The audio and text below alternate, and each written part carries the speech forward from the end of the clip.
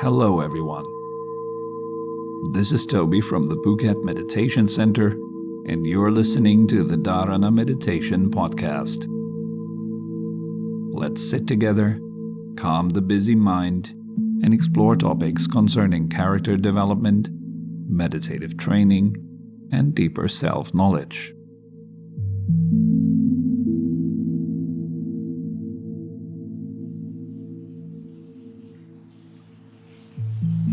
Let's begin by sitting upright. Suspend the head from above, the chin slightly tucked in.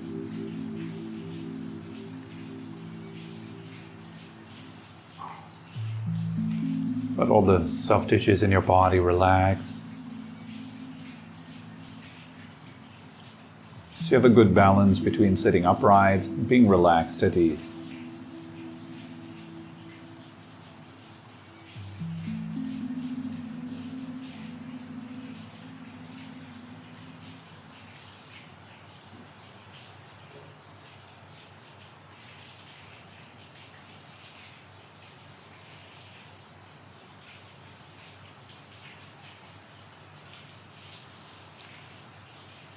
Gradually allow your breath to sink into the belly, breathing comfortably, slowly.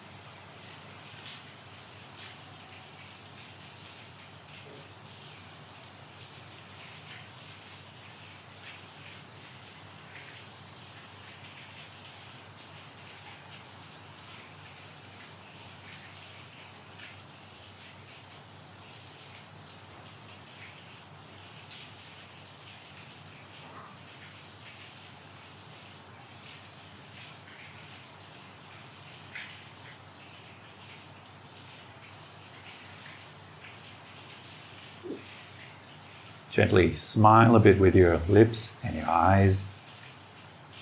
Receive yourself with kindness, with warmth. Giving yourself some space, allowing this moment to be just as it is. Nothing to change, nothing to fix.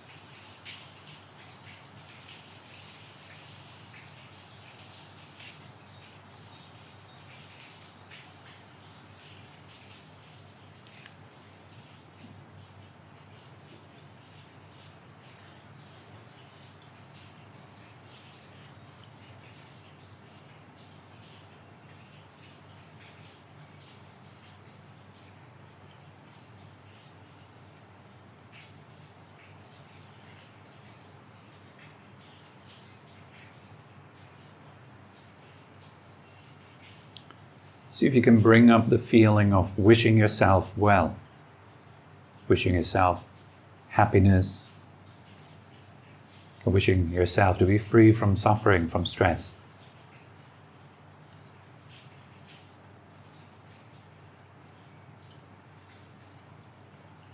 To be at ease, to have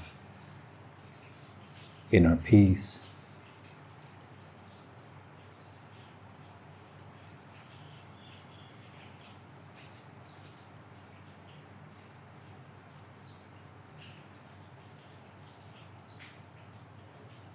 It's cultivating a sense of goodwill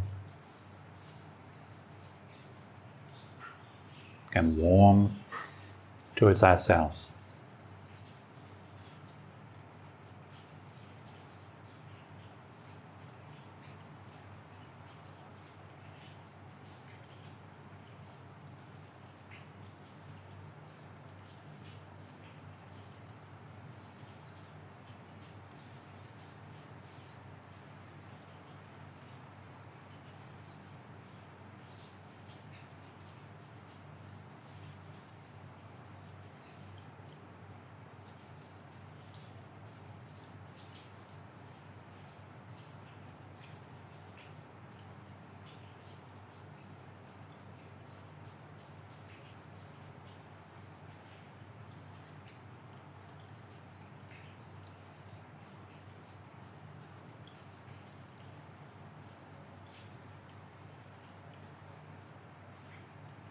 And let your mind spread out in your whole body, feeling the entire body as it sits here.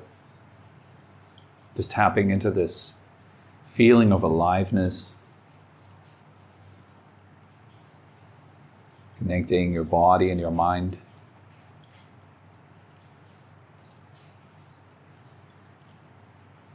Just do that as you breathe in. Or while you're breathing out, let all of that become a little bit more soft, a little bit more spacious, a little bit more calm.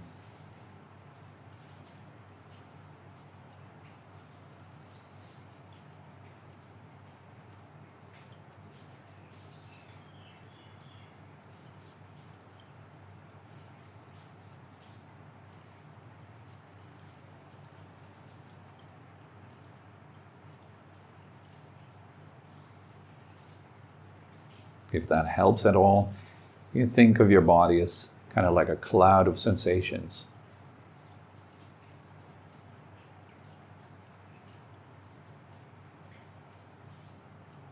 Rather than conceptualizing it as a structure made of flesh and bones.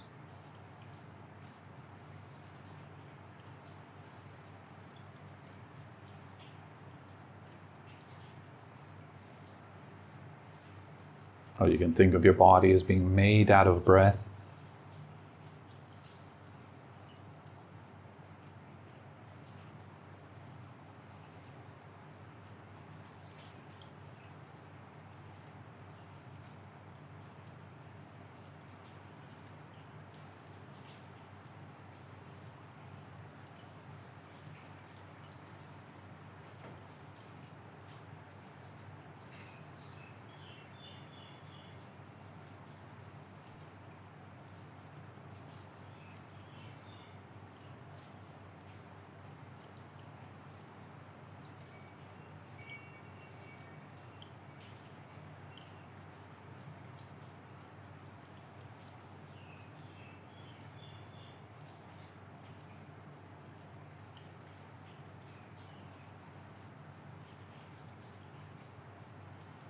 Breathing in, every cell of your body is expanding, charging up with aliveness. As you breathe out, everything becomes more soft.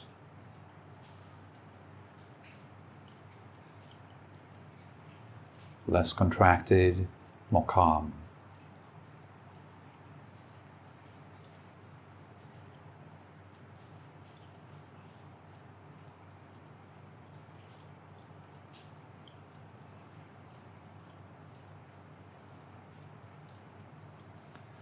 You'll find all these little spots where you're holding unnecessary tension.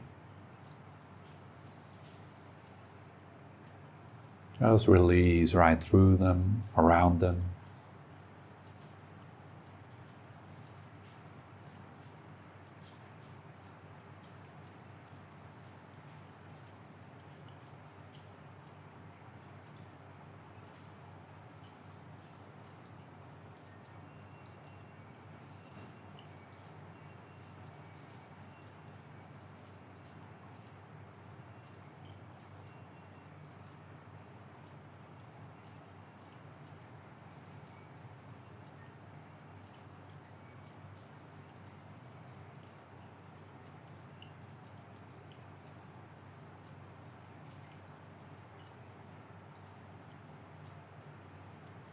And the only thing that really matters is just this one breath.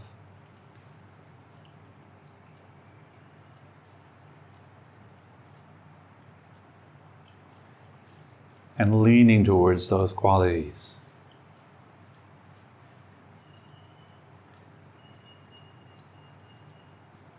Breathing in, saturating the body with consciousness. Breathing out, softening. Just for one breath. Starting a new meditation session with each new in-breath.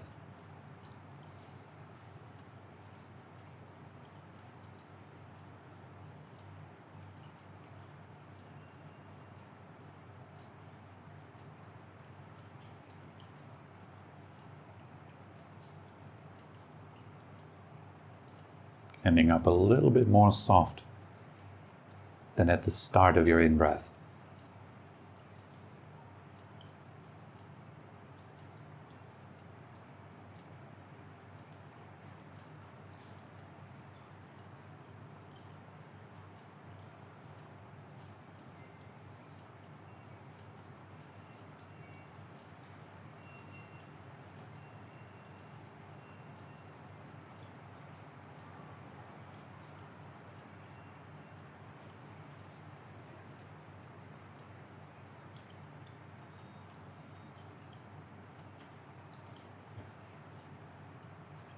Notice how that is a very kind act to liberate yourself from unnecessary tension.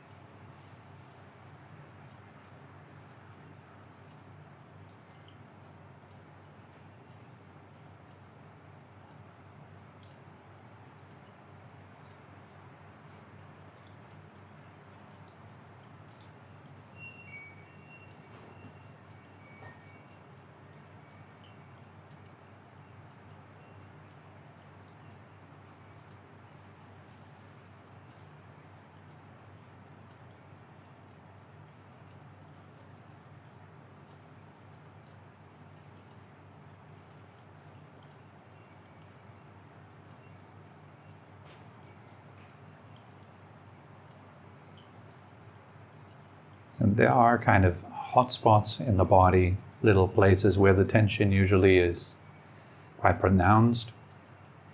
Those include the eyes and the forehead, the jaws, the neck and shoulders, the heart and the chest, solar plexus and belly,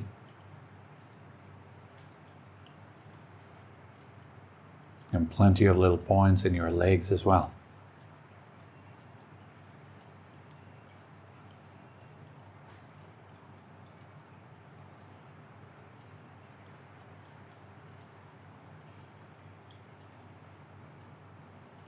And if you like, you can kind of scan through those areas from head to toe, releasing one after another.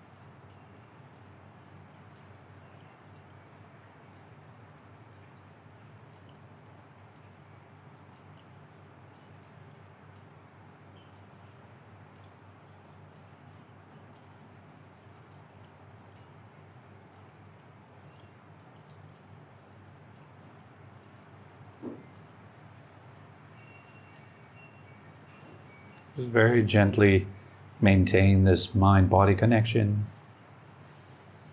Keep it open, keep it soft.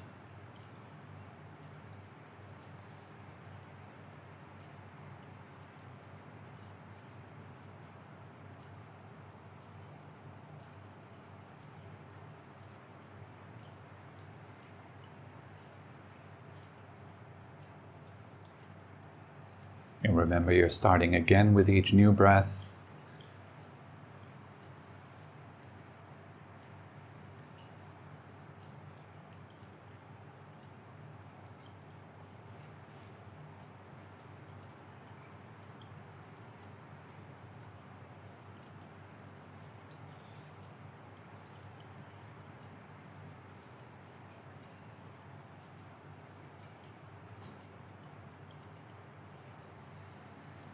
And also remember, there is no need for perfection. It's totally enough to keep leaning gently into the right direction. Feeling on the in-breath, softening on the out-breath.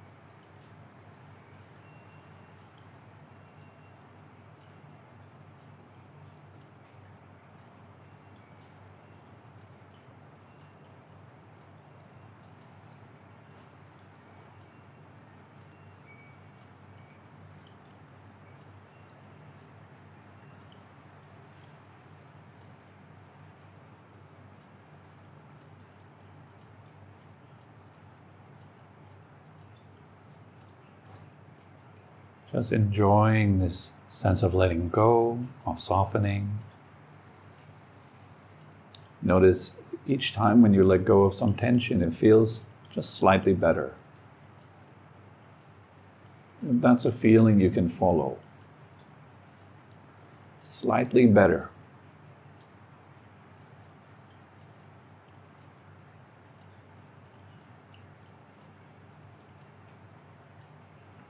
Slightly less tense.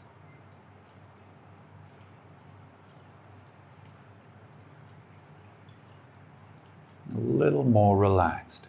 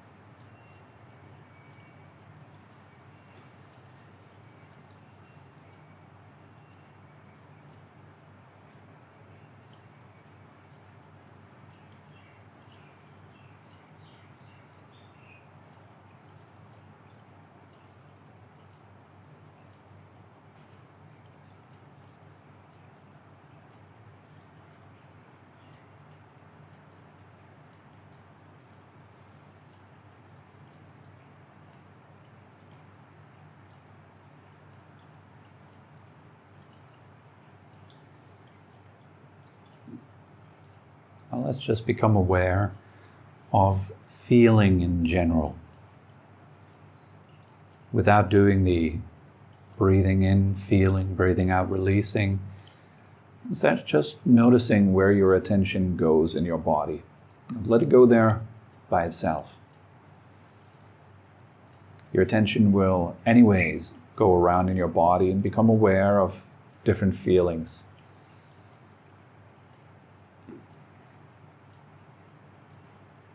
You never know where it will go next, but you always know where it is right now.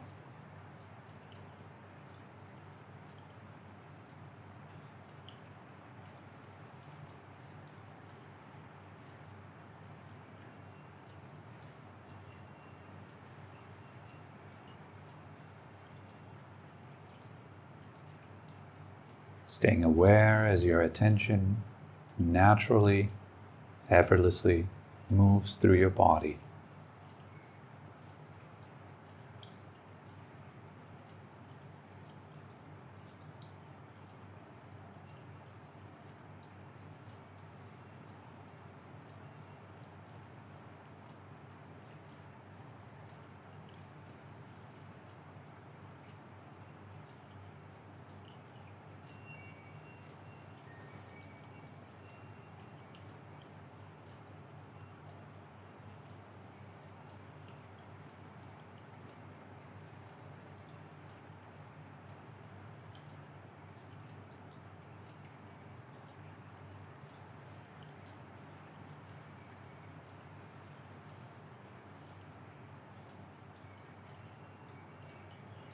Notice how the attention never stays very long in one place, in one point,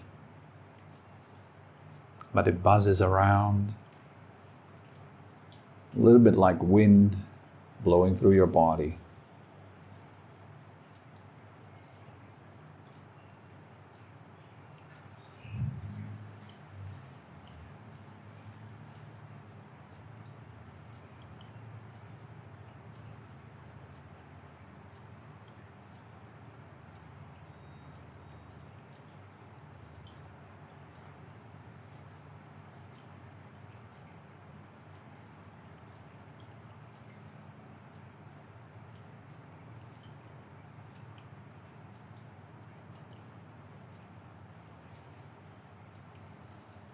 Whatever sensation you're aware of, it will change right in front of your inner eye, just as you're observing.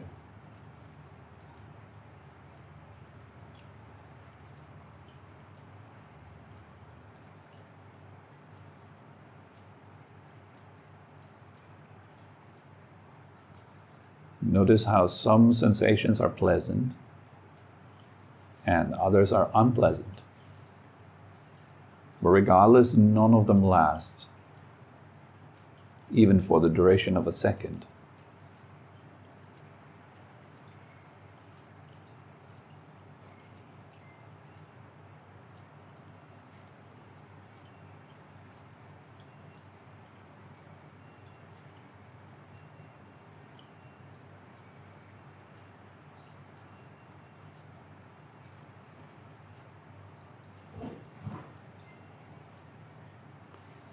If you experience a painful sensation somewhere, look right into the center of that experience. Do you find that this center is exceptionally still? Or do you find that it's very much alive, moving around? If you would try to pinpoint the center of that experience with a needle, could you?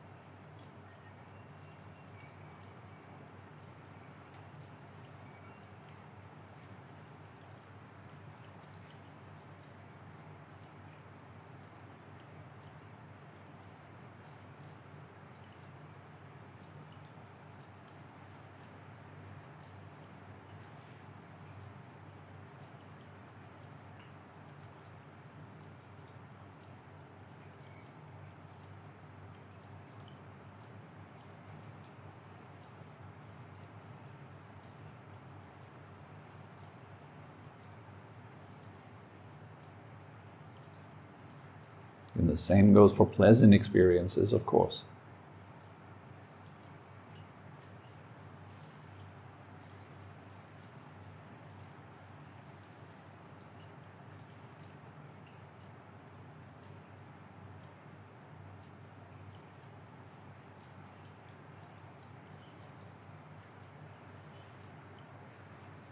Now let's shift the awareness to the realm of sound.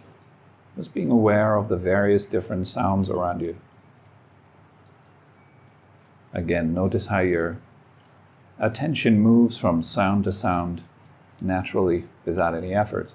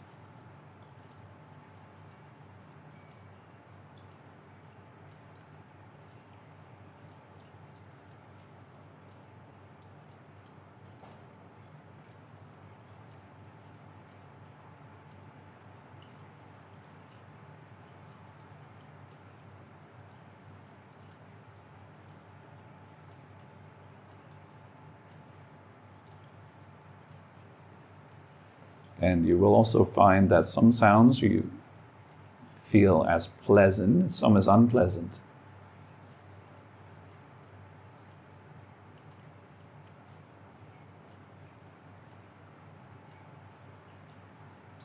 And it is equally as hard to pinpoint the center of the experience of hearing, because it continuously shifts around, not even being still for a second.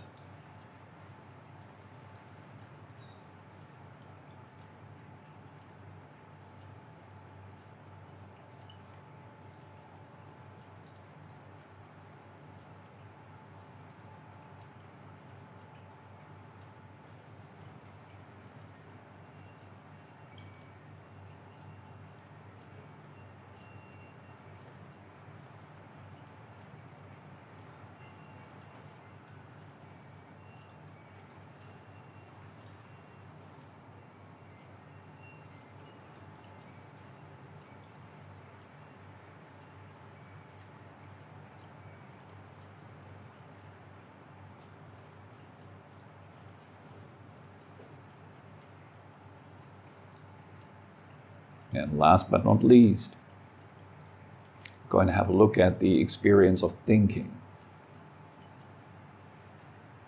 Just like sound, just like sensation in your body, thoughts also arise, change, and pass within this open space of consciousness.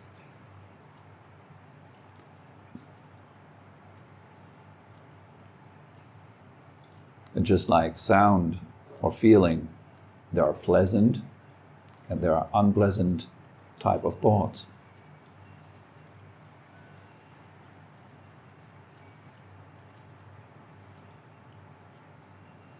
And just like with sounds and feelings, it is really hard to pinpoint any of your thoughts or the center of your thoughts, to locate their center, because there is continuous movement.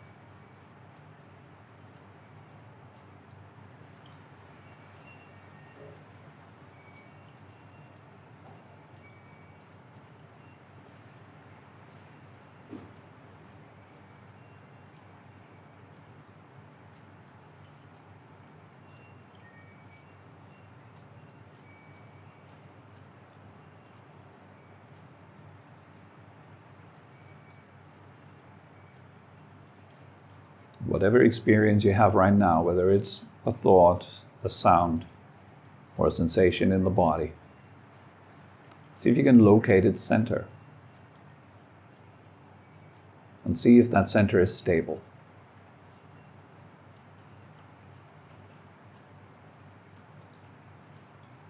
Don't think about it, but look directly.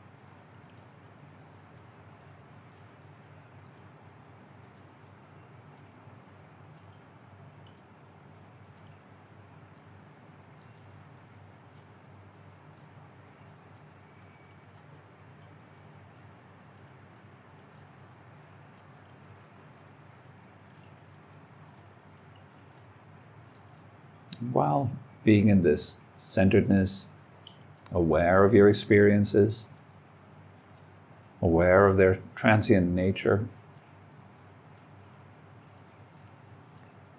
you can slowly in your own time return and open your eyes if you like, perhaps stretch your body a little bit.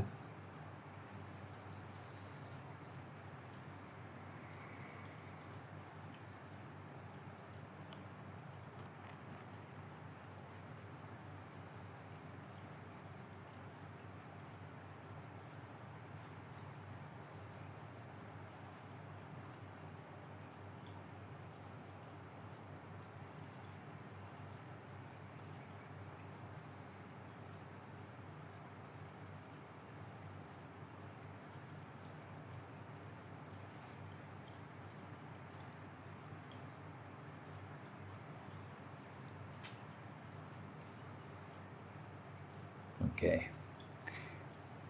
Good morning, everyone. Nice to see all of you. Today is a very special day. It's a very auspicious day for practice. It's Asana Puja, which is one of the main Buddhist holidays. It commemorates the time when the Buddha gave his first sermon, his first teaching. And so perhaps today it's adequate to talk a little bit about that. So in his first sermon, his first teaching that the Buddha gave, he was talking about the so-called Four Noble Truths. And those Four Noble Truths, they are, you could say, the core concept of the teachings that the Buddha has given throughout his lifetime. If you were to summarize those Four Noble Truths, you could say that they're all about suffering, stress, and the end of it. So that's what the Buddha taught throughout his lifetime. He taught the end of stress. So it's something that's very practical. It's not at all supposed to be an abstract topic that you'd have to think about deeply and read many books about before you can understand it. It is something that's to be understood and to be seen by each one of us here and now. So these Four Noble Truths are something that's very practical and it directly relates to our experience. So you could think of them as four categories of experience. The first of those Four Noble Truths is the noble truth of suffering. So he starts out by, just like a doctor, he starts out by pointing to the problem, or by asking us the question, so where does it hurt? Yes? That's a very skillful question to ask, because we all hurt on some level. Unless you're completely liberated already, you're completely attained already on the path, then there is no more suffering for you, but there is suffering for those who haven't attained yet. So if you are not enlightened, then this applies to you. So we can ask ourselves that simple question right here, right now. Well, where does it hurt? How does it hurt? It is not always immediately apparent that it hurts. You may think, no, I'm quite fine, everything's good. I enjoy my life, got a good job, I'm healthy, so everything's okay. I have nothing to complain about. I'm a very grateful person, I'm a very positive thinker, so I don't see any problem with life. I actually celebrate it, I feel gratitude for it. And so it seems quite foreign to reflect on the idea of suffering, especially in this moment when everything's going well, and within myself.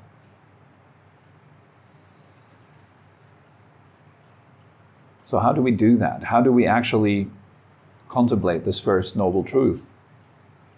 Well, you don't really have to do very much. Just sit down and be still.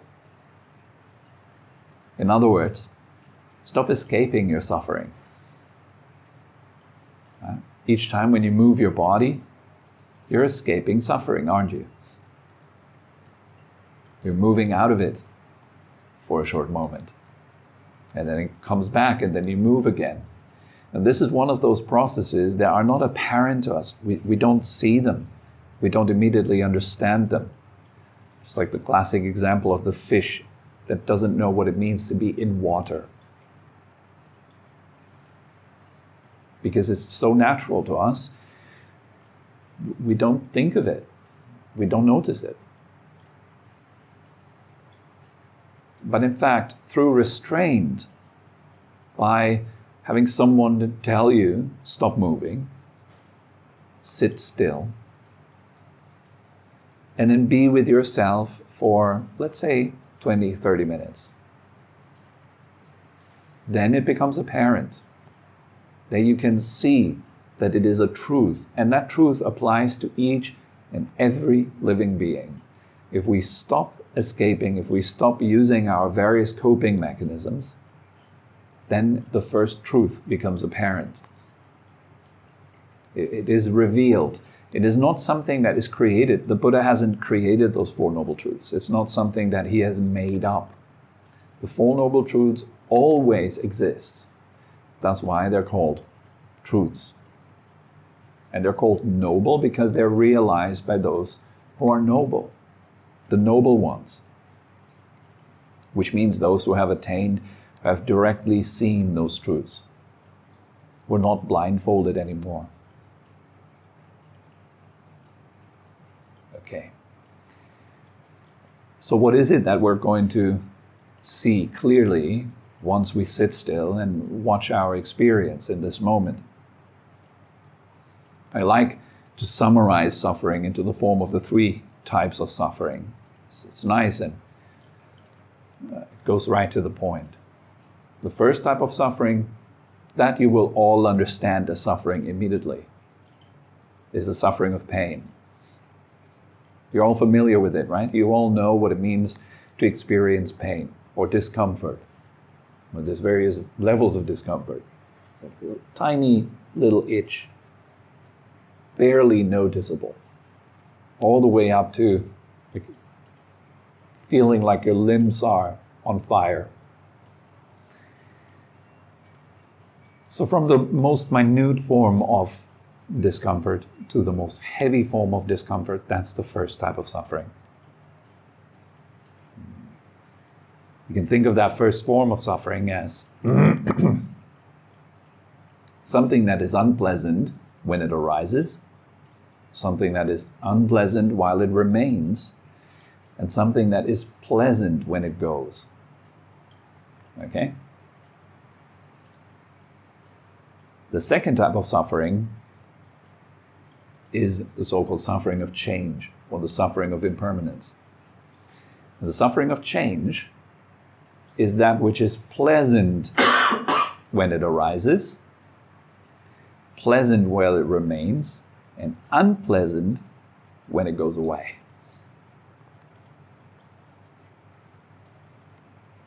So you can think of those first two types of suffering as kind of like being bound to a wheel, and you're experiencing either one of those sufferings at any given time.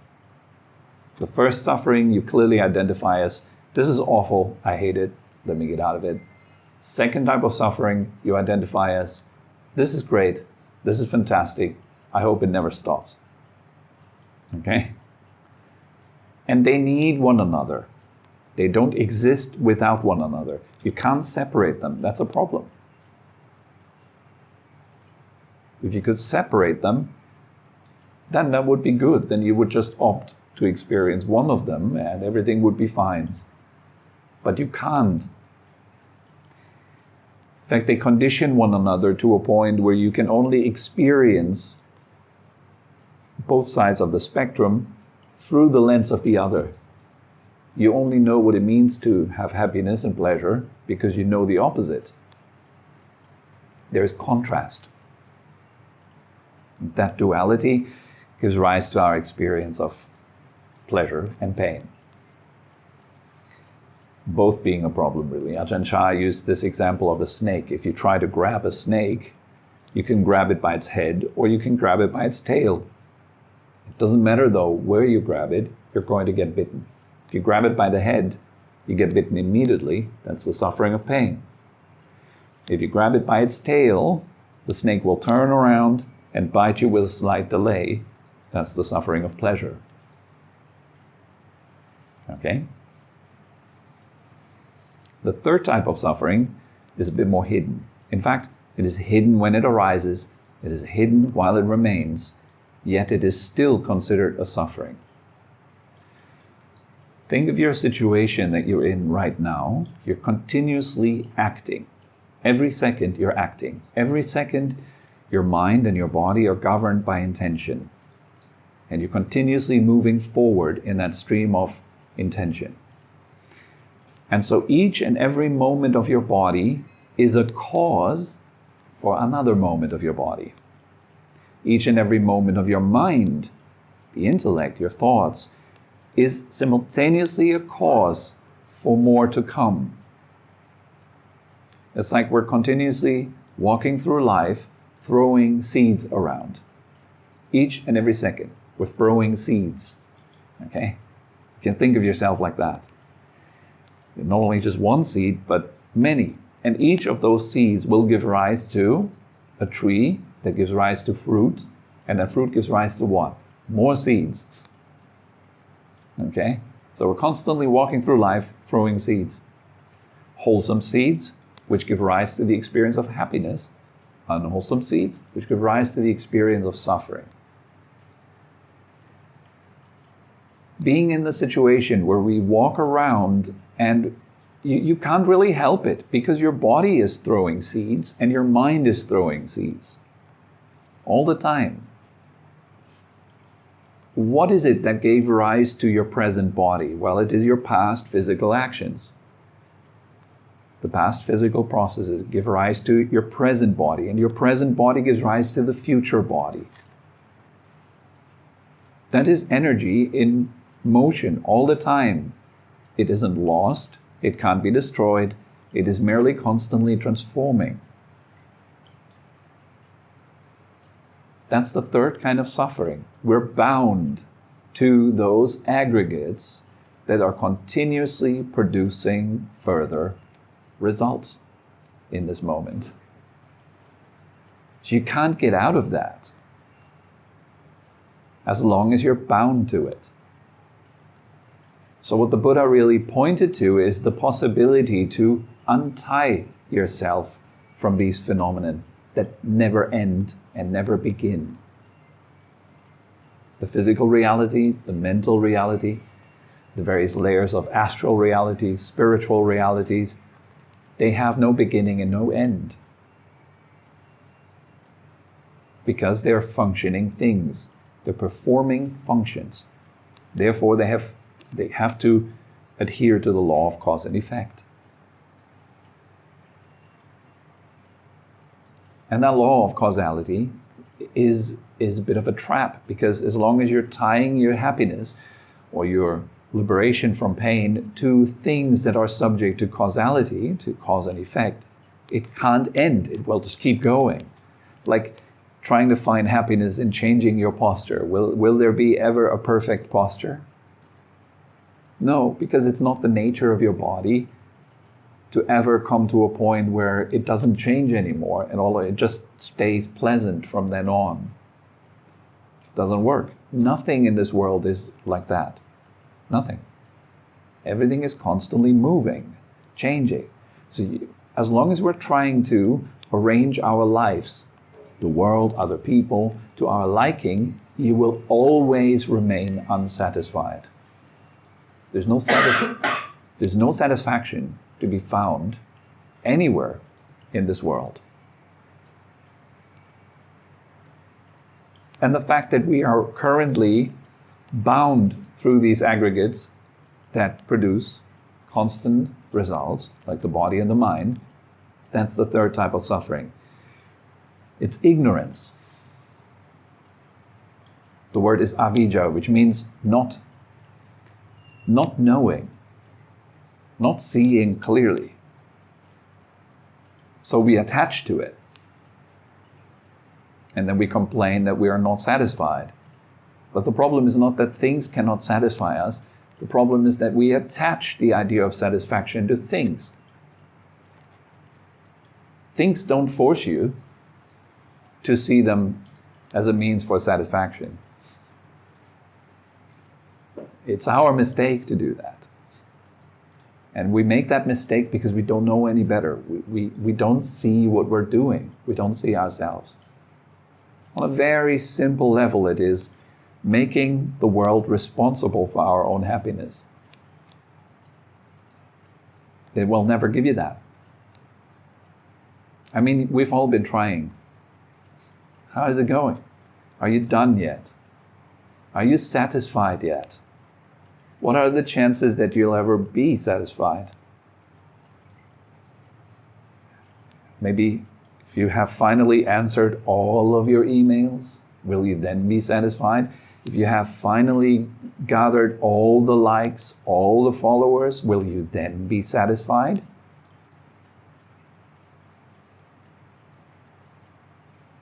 If you finally get retired, will that be it?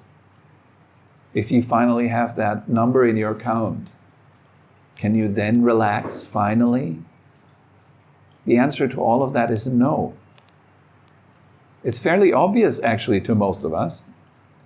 We all seem to know on some level that the world doesn't make us happy. And yet, we still don't believe it. We're still very invested in it.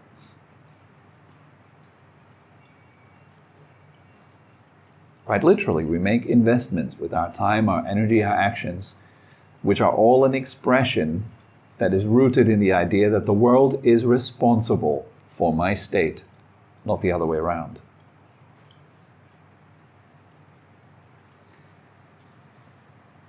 Right. So suffering is that. Those are three types of suffering. Suffering is suffering, suffering of change, and the so-called all-pervading suffering, or the suffering of the aggregates. Just being tied up, bound to things that cannot make you ever happy. That are just subject to endlessness and beginninglessness and change.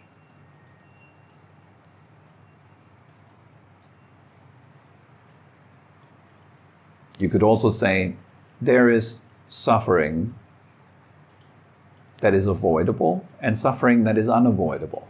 Suffering that is unavoidable is birth, old age, illness, death. Being in contact with things that you don't like and being separated from things that you like. Sound familiar? That's unavoidable. The world will always give you something. They will always give you some problem. It won't ever stop. You have very, very little influence over what is happening to you. But you have a lot of control over what you are doing in response to it. So that our emphasis should not be on what's going to happen to me. What happened to me? It should be on what am I doing? Much more skillful. Much more clever. It's called taking responsibility. You are the one that shapes your thoughts, your emotions, your feelings, your experiences through what you are doing within your own mind.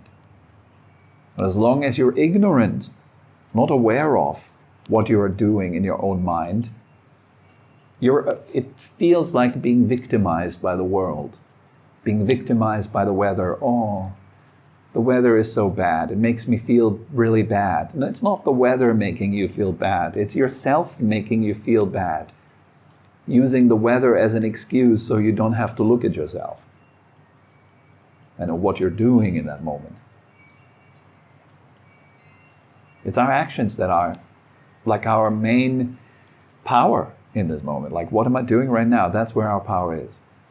Anyways, there's various ways of defining and going into suffering. I want to create an exhaustive kind of presentation today on that topic.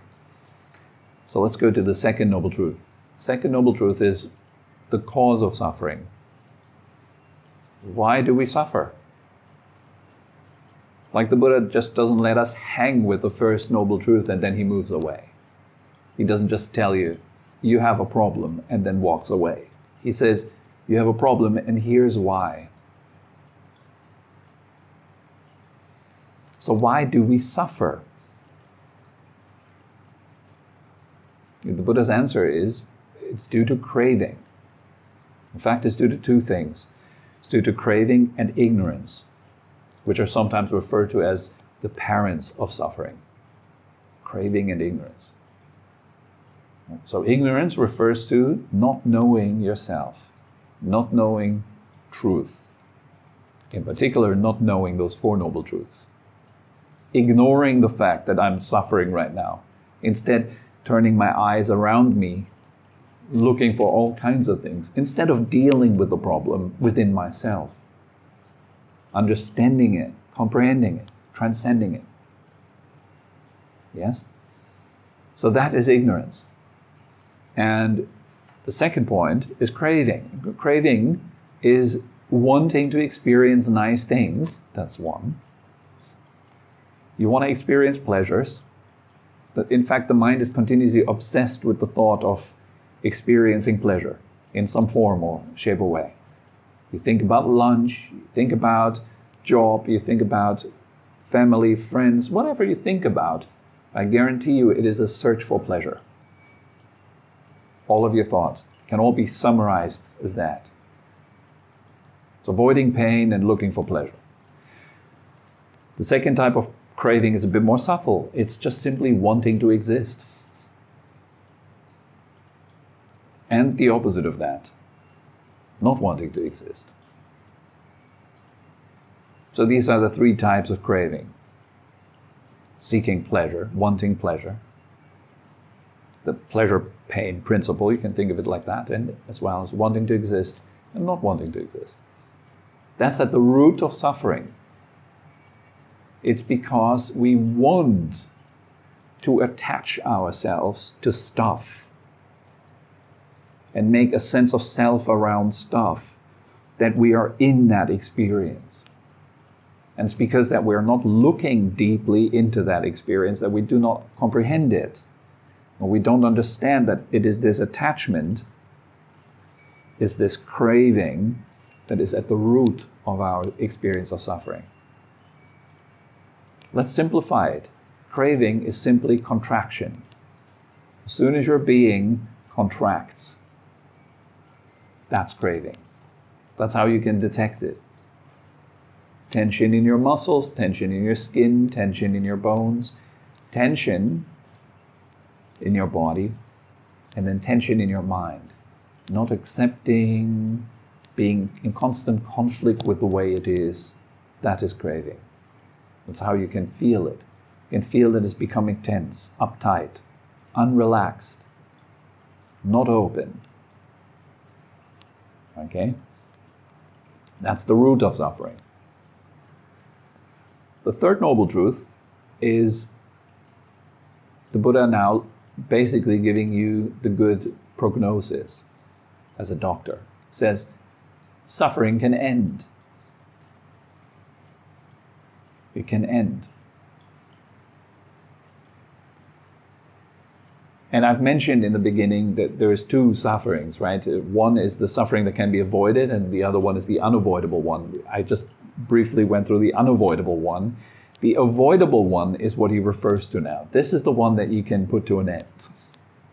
The avoidable suffering is all the stuff that you add on to the experience right now that is not necessary, that makes it much more tight, much more contracted, much more unpleasant than it would need to be.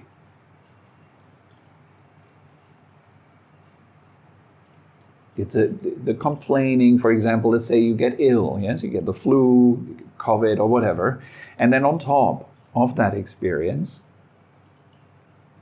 you complain about it. And you feel miserable about it.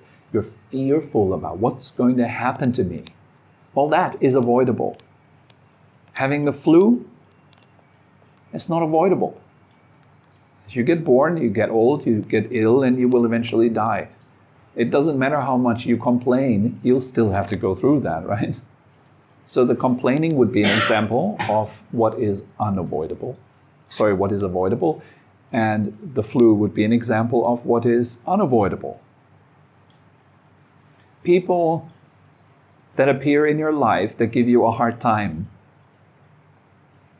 online, offline, wherever, people that make you angry. So these people are unavoidable. They'll always exist. There will always be people that don't like you and that show you that they don't like you. What you put on top of that, that's suffering. Not liking them back, misunderstanding them, getting angry at them, all that is unnecessary. No need. They don't know what they're doing, so why do I need to get angry at them? My anger is merely an expression that I would like to change the world so I don't have to suffer those people anymore. But as we know already, that's not the way out. It's not about changing the world, changing other people. In fact, that's pretty selfish. I'm trying to change you so I don't have to put up with you. It's not how it works. So very often this is the main conflict in relationships, is that I wish you would be different. So many times, it's quite hilarious, is you have those two spouses, that come together to the meditation class, and sometimes they bring along their wife or their husband, and you can feel it. They bring them along because they hope it will change them. It's like, hey, here's my spouse, can you fix her? Right. So often the case, it's quite hilarious. That won't work. It will not ever work. I've had people sending me their wives to coaching. Coach them, please. Fix them. And I told them, no, we're going to work on your problems. Okay, lost interest immediately. It's just like that, right? So it's within ourselves that we do the work. Other people, really, let them free, let them do whatever they want. As long as they're not harming you, there's nothing to do about them. People are people. They do what people do. They suffer, and they try not to suffer. That's all they do. So there's no need to put our attention on what are they thinking of me, and it's totally irrelevant. Really, really doesn't matter at all. What matters is, what are you doing? What are you thinking of yourself? That's what matters. what other people do? And it's their freedom. Let them be free. Yeah. Then a lot of suffering comes to an end right there. That's already quite skillful. Leave your spouse alone. In fact, that's what love does. It simply appreciates the truth of someone, what they go through. And it is there as a loving awareness. I'm not here to change anyone. Yeah. That's a form of tyranny. If I'm here to change someone, not only am I incredibly arrogant because I believe I know what's good for someone else. Like, who am I? God? And it's also the accepting, it's warmth, it's loving. It is nice to let somebody be free. Sting was it, right, in his song? If you love someone, set them free. That's precisely what love does. I always give this example of, if I had a room, like I have an Airbnb room that I rent out, and you book it, okay? You're my guest. You're coming in, and you come into the room, and you settle down. And as you settle down, you suddenly see that the room is full of microphones and cameras, and they're all running. Okay, how do you feel? Yeah. I wonder why. Because you're observed. And what does that imply when you're observed? It very often implies that you're criticized, that you're judged. The cameras by themselves are not a problem. It's the person behind the camera that's the problem. The way they look at you is the problem. The risk that it implies. Am I being judged? Am I being exposed? Yes? This is a huge concern. A lot of relationships are exactly like that. It's like all the cameras are on the spouse, and not in the right way, but in a judgy way, in a fault-finding way. That's the opposite of love. That's kind of a tyranny. And of course, I'm doing this because I want to make sure that you're not making me suffer. So I observe each and every one of your faults so I can stay safe. It's very selfish. What love really does is it gives you a room with no cameras and microphones. Relax. You're not judged, observed. You can be free in there. And in that freedom, people unfold good qualities naturally. It is under oppression that people start to become rebellious and that there is conflict and so on and so forth. Anyways, that's all examples of craving and how that leads to suffering.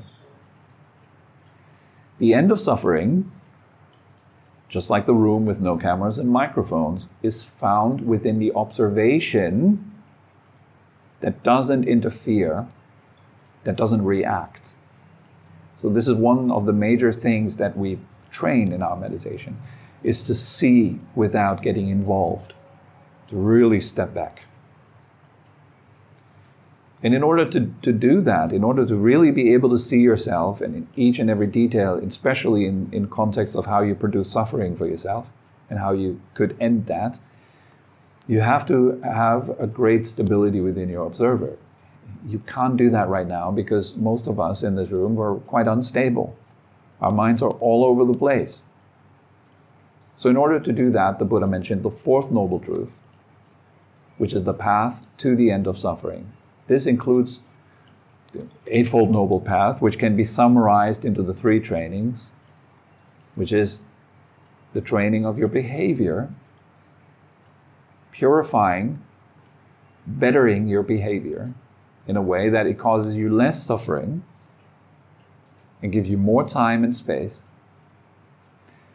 so that you can do the second training, meditation, which means further stilling your attention to the point where it becomes so still that you have enough power to see yourself clearly, which is the third training, clear seeing.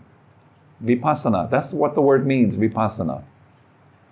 Vipassana is not some sort of brand of meditation. A lot of people think that, by the way. They think, I want to do vipassana.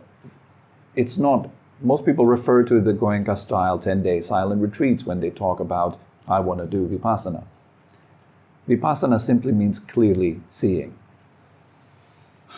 Yeah? This is exactly what we're doing. And in order to see clearly, you have to have a seer that's very still. If you're all over the place, there's no clear seeing. It's like trying to take a nice picture at nighttime and you're shaking the camera all the time. It's impossible to get a clear picture of what's actually happening. It's like those videos on YouTube with the guys that are not stabilizing the cameras. That they're showing you, look at this beautiful lakeside, and they're all shaking all over the place. You can't enjoy it. You get dizzy watching it. Our mind is like that. It's like not a well-mounted camera, and it's looking at the world in a very shaky manner. Like that, you can't see yourself. You can't see the world. You can't see truth. There's too much shaking going on. So the whole path that the Buddha has laid out is to reduce that shaking in your mind so that you can see yourself clearly, so that you can transcend suffering. That's the whole idea behind it. So you have a couple of guidelines that the Buddha laid out that are ethic, moral, kind of behavioral rules and guidelines, which serve us in a way so that we don't produce a lot of suffering for ourselves and others. For example, don't lie, don't steal. Straightforward. Imagine everyone in the world would just follow those two rules. It's obvious that it would be better. Not lying and not stealing. Yes? And this is the first training. Second training then is the deepening of that, is the refining of stillness and rest. It's the pinnacle of morality is samadhi. It's a deep meditative state. Jhana, you can call it. Which, yeah, you can see it as the pinnacle of morality. And when you have that, you have the power that you need to see yourself in a way that will propel you out of cyclic existence, going around the duality of suffering of change, suffering of pleasure, and so on and so forth. You can only do that if you have the power that you need to get out. That's why it's so important to practice meditation. And in order to be able to practice meditation, it's so important to regulate your lifestyle and to structure your personality in a way that allows for that. It's pretty straightforward. It's a beautiful system, absolutely amazing. What the Buddha has discovered, not made up, but discovered and laid open and revealed to the world is of incredible benefit.